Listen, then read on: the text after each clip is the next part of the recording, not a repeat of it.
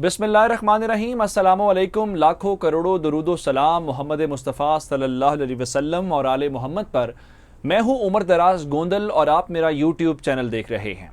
नाजरीन, मैंने आपको एक वीडियो के अंदर बताया था कि इसराइल ने कहा है कि ईरान के अंदर जो इंतखाबात हुए हैं उन इंतखाबात के नतीजे में जो इब्राहीम रईसी साहब ईरान के सदर मुंतखब हो गए हैं, इस नतीजे को देखते हुए और ईरान के मुस्तकबिल को देखते हुए और ईरान के जौहरी प्रोग्राम को लेकर अपने तहफ़्फ़ुज़ात को देखते हुए इसराइल ने कहा था कि हमारे पास कोई और चारा नहीं है कि हम ईरान के न्यूक्लियर जो साइट्स हैं, जो न्यूक्लियर मकामात हैं, उसके ऊपर हमला कर दें। पहली बात। दूसरी बात, मैंने आपको एक वीडियो मोसाद चीफ के मुतालिक की थी कि मोसाद चीफ ने एक टीवी इंटरव्यू के दौरान इस बात को तस्लीम किया था कि ईरान के अंदर न्यूक्लियर साइट्स के ऊपर जो हमले होते हैं वो हमले मोसाद की एजेंसी करती है। फिर फ़खरी ज़ादा साहब जो थे, इनके साइंटिस्ट थे, जो इनके शहीद किया गया था, उसके मुतालिक भी हमने आपको बता दिया था और वो मोसाद चीफ ने अपनी उस टॉक के अंदर मान लिया था। और फिर खबर यह भी है कि वहां पे जो इस किस्म की टॉक होती है, जो टीवी इंटरव्यू होती है, वो मिलिट्री सेंसरशिप के बाद मंजर आम पे आता है। ऐसा नहीं होता कि आप जाएं और टीवी टॉक शो के अंदर बात करें और टॉक शो नशर कर दिया जाए और फौज को पता ही ना चले। तो इस कन्वर्जेशन का या इस गुफ्तगू का लुबे लुबाब ये या मतलब ये था कि भाई ये ईरान को मैसेज है। उसके बाद जब इसराइल ने खुल के खुद कह दिया, चैनल 12 की जो रिपोर्ट मैंने आपको दी कि वो हमला करने जा रहे हैं, तो उसके बाद उन्होंने सिर्फ बात धमकी तक नहीं रखी बल्कि उन्होंने हमला कर दिया है। हमला इब्तदाई तौर पे जो ईरान के अंदर हुआ है वो बोशहर न्यूक्लियर पावर प्लांट के ऊपर हुआ है और हमें बताया ये गया है कि ये हमला अभी इब्तदाई तौर पे ये नहीं कहा गया कि इसराइल ने ही हमला किया है या उनके दुश्मन ने अटैक किया है। इब्तदाई तौर पे ये बताया गया है कि इमरजेंसी शटडाउन है और इसको हंगामी सूरत हाल नाफिज होने के बाद बंद किया गया है। लेकिन ऐसा आमतौर पे होता नहीं है। मैं इसकी मिसाल नतान्स वाली आपको दूंगा कि वहां पे भी बताया गया था कि पावर सप्लाई की शॉर्टेज हुई है जिस वजह से बंद हुई। यहां पे भी मिलती जुलती कहानी है। तो इसराइल ने धमकी के बाद बाकायदा काम कर दिखाया है, पहली बात। इसी से जुड़ी दूसरी खबर कि आज इसराइल के वजीर आजम ने अपनी काबीना का पहला इजलास एक हफ्ते के बाद उन्होंने किया है, क्योंकि एक हफ्ते के बाद हुकूमत अभी हुआ है उसको मुकम्मल। तो काबीना का पहला इजलास हुआ है और उस इजलास के अंदर भी हैरान कुन तौर पे जो एजेंडा था वो ईरान था और ईरान को लेके वहां पे जो कमेंट्स पास किए गए हैं, अगर आप कमेंट्स को इन डॉट्स को मिलाएंगे तो आपको बोशहर के अंदर होने वाला हमला भी समझ आ जाएगा कि यह हमला क्यों हुआ है या कहां से हुआ है या किसने किया। दो खबरें मैंने आपकी खिदमत में पेश कर दी हैं। फिर तीसरा, ईरान से रिलेटेड कुछ खबर है तालिबान की। चूंकि तालिबान और ईरान के मुज़ाकरात भी होते रहे हैं और तालिबान ने तेहरान का दौरा भी किया हुआ है, तो ऐसे में ईरान को लेके और बाकी मामलात को लेके बहुत सारे मामलात के ऊपर तालिबान ने गुफ्तगू की है और अपना मुस्तकबिल का रोड मैप उन्होंने दे दिया है। उन्होंने बता दिया है कि अगर उनकी हुकूमत आएगी तो उनकी हुकूमत के अंदर ये काम हो सकेंगे, ये काम नहीं हो सकेंगे। बहुत सारे सवालात जो आप, मैं, मीडिया, इंटरनेशनल मीडिया, मगरब, मशरिक, जो सारे लोग कंसर्न्स हैं, उन कंसर्न्स को लेके मुल्ला अब्दुल गनी बरादर साहब ने इस बार किसी तर्जुमान नहीं, मुल्ला अब्दुल गनी बरादर की एक अपनी हैसियत है तालिबान के अंदर, उनका एक अपना कद काट है।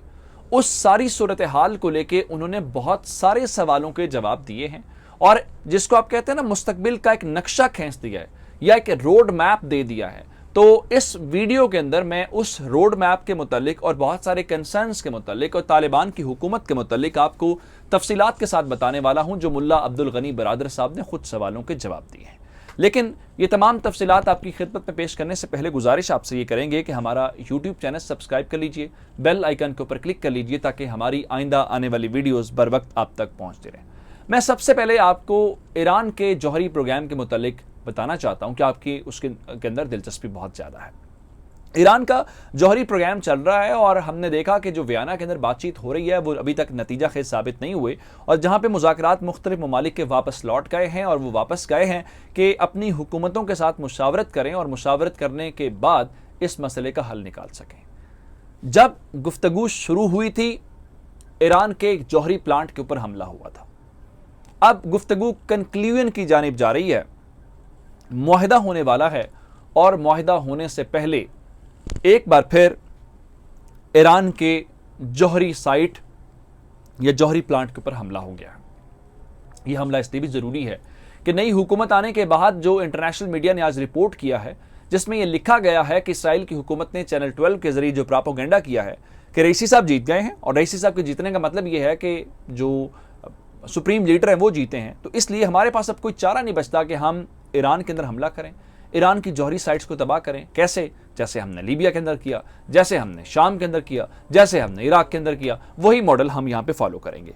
तो इसलिए उन्होंने इस काम को जो नतान्स के अंदर हुआ था, नतान्स के न्यूक्लियर प्लांट को लेके, वही बुशहर के अंदर हुआ है। हमें इब्तदाई तौर पर ईरान का मीडिया प्रेस टीवी भी ये बता रहा है कि बुशहर का जो न्यूक्लियर पावर प्लांट है वो इमरजेंसी के बाद बंद कर दिया गया है। और हमें बात यह बताई गई है कि इस प्लांट के अंदर हंगामी सूरत हाल का सामना करना पड़ा और वक्ती तौर पे इसको बंद कर दिया गया है, जिसके बाद जल्द ऑपरेशन शुरू कर दिया जाएगा। खबर आज मंजर आम पे आई है, हफ्ते के रोज से यह कार्रवाई हुई है और हुकाम ये बता रहे हैं कि इसको अगर वो बहाल करेंगे तो कम अज कम 3 से 4 दिन लगेंगे।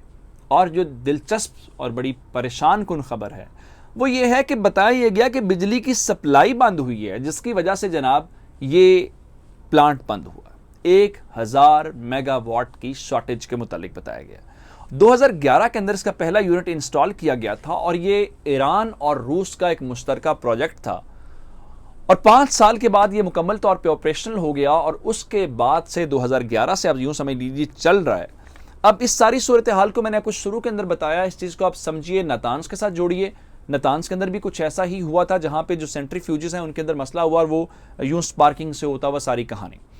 दूसरा, इसको समझने की कोशिश करिए कि मोसाद के जो जाने वाला चीफ है उसने क्या किया कि उसने इसराइली टीवी को इंटरव्यू दिया और इसराइली टीवी के साथ इंटरव्यू के दौरान उसने बताया कि ईरान के न्यूक्लियर प्रोग्राम के ऊपर जितने भी हमले होते हैं वो मोसाद करती है। अगर मोसाद करती है तो इसका मतलब ये है कि ये हमला भी फिर मोसाद ने किया है और वो धमकियां भी दे रहे थे। अब इसी से रेलिवेंट एक और खबर मैं आपको बताना चाहता हूं। नेतन्याहू की हुकूमत आखिरी इतवार को गई थी और नफ्ताली बेनेट जो है वो इसराइल का नया वजीर आजम बन गया था और इतवार के रोज उन्होंने अपनी हुकूमत का इक़्तिदार संभाला। उसके एक हफ्ते के बाद इसराइल की हुकूमत का एक नया जो इत्तेहाद है वो बना और इत्तेहाद बनने के बाद हुकूमत की पहली काबीना की मीटिंग हुई।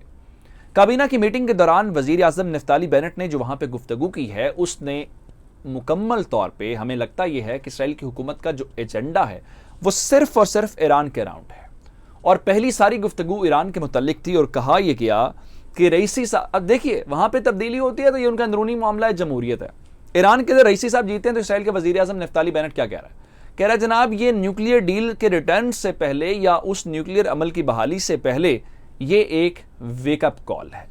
और साथ ही ये कहा कि ये जो बहुत सारे लोगों की एग्जीक्यूशन करने वाला आदमी है, दुनिया को इससे बात नहीं करनी चाहिए। अब इस चीज़ को जोड़िए, हमले को जोड़िए, और जोड़ना इसलिए ज़रूरी है क्योंकि जो